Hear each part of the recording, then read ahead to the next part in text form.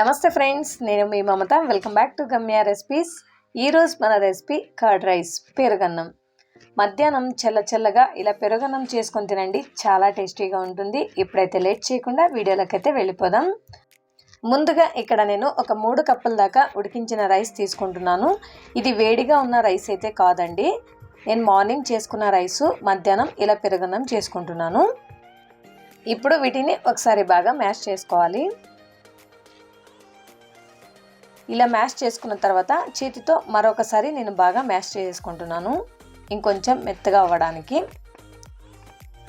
ఇప్పుడు ఇందులోకి మనం ఏ కప్పుతో అయితే రైస్ తీసుకున్నామో అదే కప్పుతో 2 కప్పుల దాకా పెరుగును వేసుకుంటున్నాను.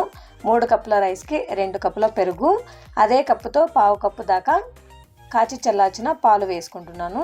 అలాగే రుచికి తగినంత ఉప్పును వేసుకొని వీటిని బాగా మిక్స్ చేసుకోవాలి. నేనైతే రైస్ ఉడికించేటప్పుడు కూడా ఉప్పును వేసాను, అందుకనే ఇక్కడ కొంచెం ఉప్పును వేసుకుంటున్నాను. ఇలా బాగా మిక్స్ చేసేసుకొని వీటిని పక్కన పెట్టేసుకుందాం. వీటికి పోపును ప్రిపేర్ చేసుకుందాం. అందుకోసం 1 టేబుల్ స్పూన్ దాకా ఆయిల్ వేసుకుంటున్నాను. ఆయిల్ కానీ లేదా నెయ్యినైనా వేసుకోవచ్చు. ఇలా ఆయిల్ వేడైన తర్వాత ఇందులోకి 1 టేబుల్ స్పూన్ దాకా పోపు దినుసులు వేసుకోవాలి. ఆవాలు, పచ్చిశనగపప్పు, అలాగే మినప్పప్పు. వీటిని 1 నిమిషం పాటు ఫ్రై చేసుకోవాలి. అలాగే సన్నగా కట్ చేసుకున్న 1/2 ఇంచు అల్లం ముక్కలు, అలాగే సన్నగా కట్ చేసుకున్న 1 పచ్చిమిర్చిని వేసుకుని వీటిని 1 నిమిషం పాటు ఫ్రై చేసుకోవాలి. తర్వాత ఇందులోకి 1 ఎండుమిర్చిని తీసుకుని ఇలా తుంచి వేసుకుంటున్నాను. అలాగే 1 రెమ్మ కరివేపాకును వేసుకుని ఒకసారి బాగా ఫ్రై చేసుకోవాలి. తర్వాత ఇందులోకి 1 చిటికెడంత ఇంగువను వేసుకుని ఒకసారి బాగా మిక్స్ చేసుకోవాలి. ఈ పోపు అంతా బాగా వేగిన తర్వాత ఇప్పుడు స్టవ్ ఆఫ్ చేసేసుకొని ఈ పోపుని ఈ పెరుగన్నంలో వేసుకోవాలి. ఈ పెరుగన్నంలో ఈ పోపు అంతా కలిసిపోయేటట్టుగా బాగా మిక్స్ చేసుకోవాలి.